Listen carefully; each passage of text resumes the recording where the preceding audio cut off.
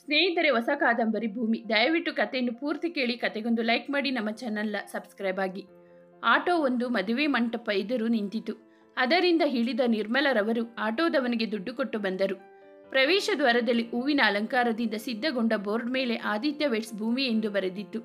ಅದನ್ನು ನೋಡುತ್ತಿದ್ದಂತೆ ಯಾವುದೋ ಯೋಚನೆಯಲ್ಲಿ ಮುಳುಗಿಬಿಟ್ಟರು ನಿರ್ಮಲ. ಮದುವೆ ಮಂಟಪವಾದ್ದರಿಂದ ಜನರ ಓಡಾಟ ಗಲಾಟೆ ಜೋರಾಗಿತ್ತು.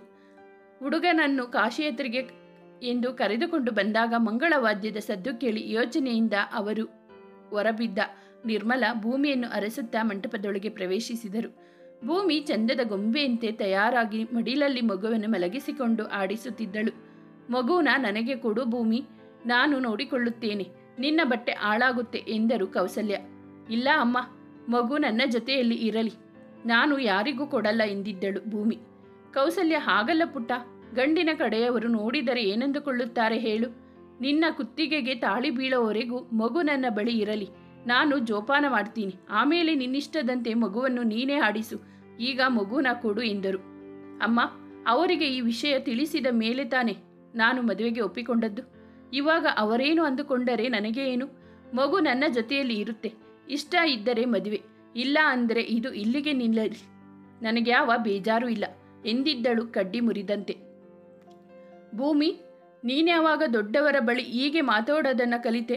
ಅವರಿಗೆ ಮರ್ಯಾದೆ ಕೊಡೋದನ್ನು ಕಲಿ ಎಂದರು. ಆಗ ತಾನೆ ಅಲ್ಲಿಗೆ ಬಂದು ಕೌಸಲ್ಯ ಭೂಮಿ ಮಾತು ಕೇಳಿಸಿಕೊಂಡ ನಿರ್ಮಲ. ಆಂಟಿ, ನೀವು ಯಾವಾಗ ಬಂದಿದ್ದು? ನಾನು ಗಮನಿಸಲೇ ಇಲ್ಲ. ನಾನು ಏನೂ ಅನ್ನಲಿಲ್ಲ ಆಂಟಿ. ಅಮ್ಮ ಮಗುನ ನನ್ನ ಬಳಿ ಇರೋಕೆ ಬಿಡ್ತಿಲ್ಲ, ಅದಕ್ಕೆ ಹಸೆಮಣೆ ಮೇಲೆ ಕೂರುವವರೆಗೂ ಮಗು ನನ್ನ ಜೊತೆಯಲ್ಲಿ ಇರುತ್ತೆ ಅಂತಿದ್ದೆ ಅಷ್ಟೆ. ಹೀಗೆ ಅವರು ಮಾತನಾಡುವಾಗಲೇ ಪುರೋಹಿತರು ಹುಡುಗಿಯನ್ನು ಕರೆತನ್ನಿ ಎಂದು ಕೂಗು ಹಾಕಿದರು. ಭೂಮಿಯನ್ನು ಕರೆದೊಯ್ಯಲು ಪ್ರಗತಿ ಹಾಗೂ ಅವರ ಅಮ್ಮ ಪ್ರಮಿಳಾರವರು ಬಂದಿದ್ದರು. ಭೂಮಿ, ಬಾಮ, ಪುರೋಹಿತರು ಕರೆಯುತ್ತಿದ್ದಾರೆ, ಟೈಮ್ ಆಯಿತು ಎಂದಾಗ ಮಗುವನ್ನು ಕೌಸಲ್ಯ ಕೈಗೆ ಒಪ್ಪಿಸಿ ಪ್ರಮಿಳಾರ ಹಿಂದೆ ನಡೆದಳು ಭೂಮಿ. ಹಸೆಮಣೆ ಮೇಲೆ ಕುಳಿತು ಶಾಸ್ತ್ರಿಗಳು ಹೇಳಿದಂತೆ ಮಾಡುತ್ತಿದ್ದ ಭೂಮಿಯ ಮುಖದಲ್ಲಿ ನಿರ್ಲಿಪ್ತತೆ ತುಂಬಿತ್ತು. ಅದನ್ನು ಗಮನಿಸಿದ ಹಾದಿಗೆ ಕೊಂಚ ಬೇಸರವಾದರೂ ಮದುವೆ ಒಂದಾಗಲಿ, ಅವಳನ್ನು ಮೊದಲಿನ ಹಾಗೆ ಬದಲಾಯಿಸಬಹುದು ಎಂದುಕೊಂಡಿದ್ದ. ಈ ಹಾರವನ್ನು ಹುಡುಗನಿಗೆ ಹಾಕು ತಾಯಿ, ಹಾಗೆ ನೀನು ಹುಡುಗಿಗೆ ಈ ಹಾರವನ್ನು ಹಾಕು ಎಂದು ಶಾಸ್ತ್ರಿಗಳು ಹೇಳಿದಾಗ ಇಬ್ಬರು ಹಾರವನ್ನು ಬದಲಾಯಿಸಿಕೊಂಡು ಕುಳಿತರು. ವೇದ ಮಂತ್ರಗಳ ನಡುವೆ ಅಗ್ನಿ ಸಾಕ್ಷಿಯಾಗಿ ಭೂಮಿಗೆ ತಾಳಿ ಕಟ್ಟಿ ಅವಳ ಕೈ ಹಿಡಿದು ಸಪ್ತಪತಿ ತುಳಿದು ಕಾಲುಂಗರ ತೊಡಿಸಿ ತನ್ನವಳನ್ನಾಗಿ ಮಾಡಿಕೊಂಡಿದ್ದ ಹಾದಿ. ರಘುಪತಿ ರಾಯರು ತಮ್ಮ ಅಂತಸ್ತಿಗೆ ತಕ್ಕಂತೆ ಮಗನ ಮದುವೆ ಅದ್ದೂರಿಯಾಗಿ ಮಾಡಿದ್ದರು. ಮದುವೆಗೆ ಬಂದವರೆಲ್ಲ ಹುಡುಗಿಯ ಅದೃಷ್ಟವನ್ನು ಅಳೆಯುವವರೇ, ಆದರೆ ಹಾದಿ ಮಾತ್ರ ಭೂಮಿ ತನ್ನ ಜೀವನದಲ್ಲಿ ಬಂದದ್ದು ತನ್ನ ಅದೃಷ್ಟ ಎಂದುಕೊಳ್ಳುತ್ತಿದ್ದ. ಮದುವೆ ಮುಗಿದ ಮೇಲೆ ಸೊಸೆಯನ್ನು ಮನೆ ತುಂಬಿಸಿಕೊಳ್ಳುವ ಕಾರ್ಯಕ್ರಮ ಇದ್ದಿದ್ದರಿಂದ ಕೌಸಲ್ಯ ಪ್ರಗತಿ ಅವರ ಸಂಬಂಧಿಕರ ಜೊತೆ ಮನೆಗೆ ಹೊರಟರು.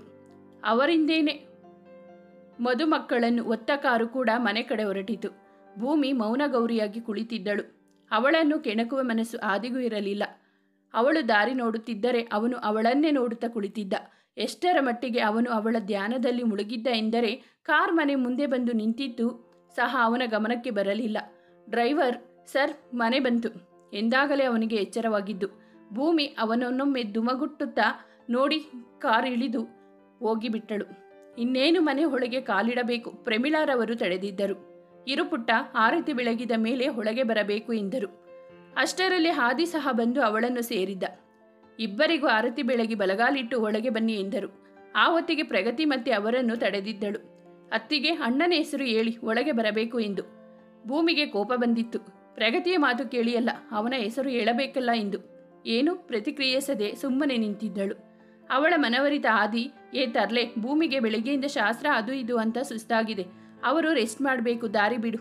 ಅಣ್ಣ, ಅದೆಲ್ಲ ಆಗಲ್ಲ, ಹೆಸರು ಹೇಳಿದರೆ ಒಳಗೆ ಪ್ರವೇಶ ಎಂದಳು ಪ್ರಗತಿ.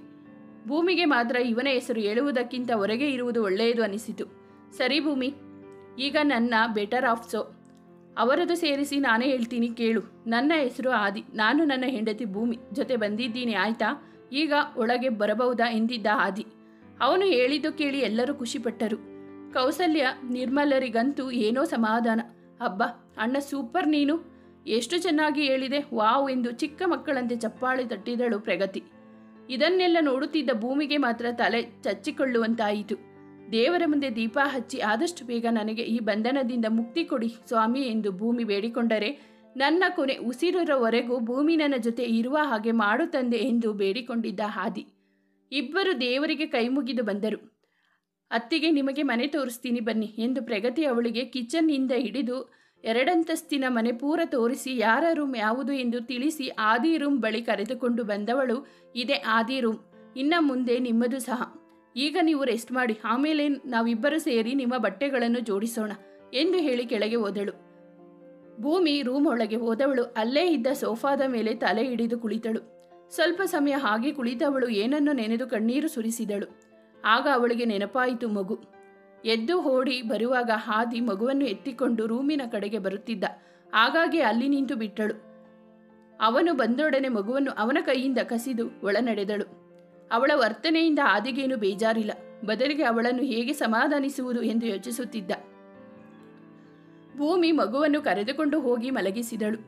ಮನೆಯ ಹಿರಿಯರೆಲ್ಲ ಶಾಸ್ತ್ರಿಗಳ ಜೊತೆ ಕುಳಿತು ಆದಿ ಭೂಮಿಯ ಮೊದಲ ರಾತ್ರಿ ಮುಹೂರ್ತ ನೋಡುತ್ತಾ ಕುಳಿತಿದ್ದರೆ ನಿರ್ಮಲ ಪ್ರಗತಿ ಭೂಮಿಯನ್ನು ಸಿಂಗಾರಗೊಳಿಸುತ್ತಿದ್ದರು. ಅಲ್ಲಿಗೆ ಬಂದ ಪ್ರಮೀಳಾರು 9:30ಕ್ಕೆ ಮುಹೂರ್ತವಿದೆ ಎಂದು ಹೇಳಿ ಆದಿಯನ್ನು ಕರೆತರಲು ಪ್ರಗತಿ ಬಳಿ ಹೇಳಿ ಕರೆಸಿದರು. ಆದಿ ಬಂದ ಮೇಲೆ ಮದುಮಕ್ಕಳನ್ನು ಒಂದು ಕಡೆ ನಿಲ್ಲಿಸಿ ಒಂದು ಉಡುಗೊರೆ ಕೊಟ್ಟಿದ್ದರು. ಆದಿ ಉಡುಗೊರೆಯನ್ನು ತೆಗೆದು ನೋಡಿದ. ಒಂದು 2 ಎಳೆಯ ಚಿನ್ನದ ಸರವಿತ್ತು. ಅದರಲ್ಲಿ ಹೃದಯಾಘಾತರದ ಒಂದು ಪೆಂಡೆಂಟ್, ಅದರ ಮಧ್ಯದಲ್ಲಿ ಮತ್ತೊಂದು ಪುಟ್ಟ ಹೃದಯಾಕಾರದ ಪೆಂಡೆಂಟ್ ಇತ್ತು. ಇದು ಒಂದೇ ಇದೆಯಲ್ಲಮ್ಮ ಎಂದು ಹೇಳಿದ ಆದಿ.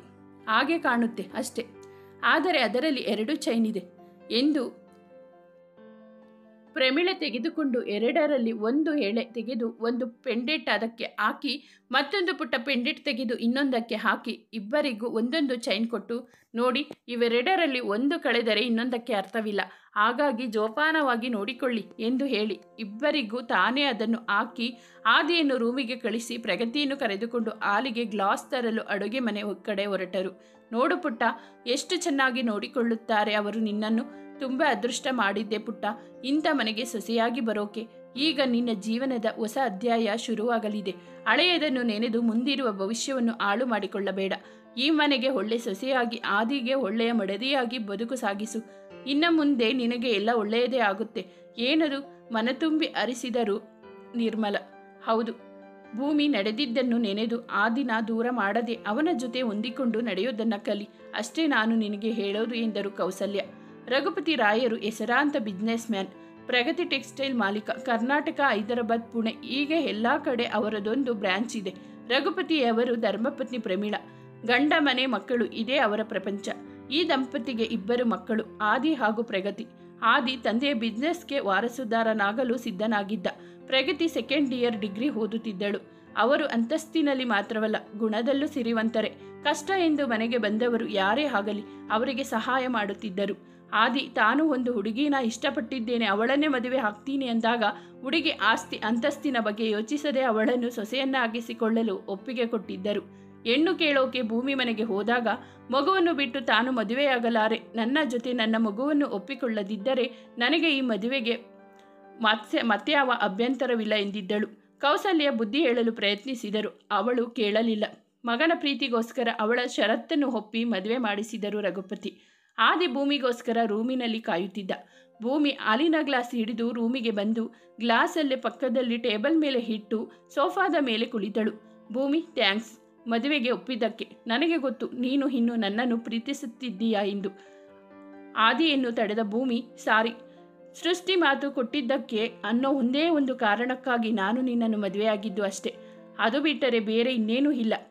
ನಿನ್ನ ಮೇಲಿನ ಪ್ರೀತಿ ಸತ್ತು ಹೋಗಿದೆ. ಹೊರಗಿನ ಪ್ರಪಂಚಕ್ಕೆ ಮಾತ್ರ ನಾವು ಗಂಡ ಹೆಂಡತಿ, ಆದರೆ ರೂಮಿನಲ್ಲಿ ಎಂದಿಗೂ ನಾವು ಅಪರಿಚಿತ ಎಂದು ಮಂಚದ ಮೇಲಿದ್ದ ಬೆಡ್ಶೀಟನ್ನು ತೆಗೆದು ನೆಲದ ಮೇಲೆ ಹಾಸಿ ಮಲಗಿದವಳಿಗೆ ಮಗುವಿನ ನೆನಪಾಗಿ ಎದ್ದು ಹೋಗಿ ಕೌಸಲ್ಯಾಳ ಬಳಿ ನೆಮ್ಮದಿಯ ನಿದ್ದೆಗೆ ಜಾರಿದ ಪುಟ್ಟ ದಾತ್ರಿಯನ್ನು ಎತ್ತಿಕೊಂಡು ರೂಮಿಗೆ ಹೋಗಿ ತನ್ನ ಪಕ್ಕ ಮಲಗಿಸಿ ತಾನು ಮಲಗಲು ಮುಂದಾದಳು.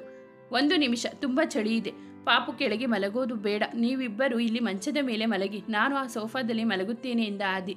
ಬೇಡ ಸರ್, ಇವಳು ನನ್ನ ಮಗಳಾಗಿ ಸರಳವಾಗಿ ಬೆಳೆದರೆ ಸಾಕು, ಈ ಮನೆ ಯುವರಾಣಿಯಾಗುವುದು ನನಗೆ ಇಷ್ಟವಿಲ್ಲ ಎಂದು ಹೇಳಿ ಮಲಗಿದಳು ಭೂಮಿ. ಅವಳನ್ನೇ ನೋಡುತ್ತಾ ನಿಂತಿದ್ದ ಆದಿಗೆ ಒಂದು ಸಮಯದಲ್ಲಿ ನನ್ನನ್ನು ಪ್ರಾಣಕ್ಕಿಂತ ಹೆಚ್ಚಾಗಿ ಪ್ರೀತಿಸಿದ ಭೂಮಿ ಇವಳೇನ ಎಂದೆನಿಸಿತು. ಮುಂದುವರಿಯುವುದು. ಸ್ನೇಹಿತರೆ, ಈ ಕತೆ ನಿಮಗೆ ಇಷ್ಟವಾದರೆ ದಯವಿಟ್ಟು ಒಂದು ಲೈಕ್ ಮಾಡಿ, ನಮ್ಮ ಚಾನಲ್ನ ಸಬ್ಸ್ಕ್ರೈಬ್ ಆಗಿ. ನಿಮ್ಮ ಅನಿಸಿಕೆ ಅಭಿಪ್ರಾಯವನ್ನು ಕಾಮೆಂಟಲ್ಲಿ ತಿಳಿಸಿ. ಕಥೆಯನ್ನು ಕೇಳಿದ್ದಕ್ಕಾಗಿ ಧನ್ಯವಾದಗಳು.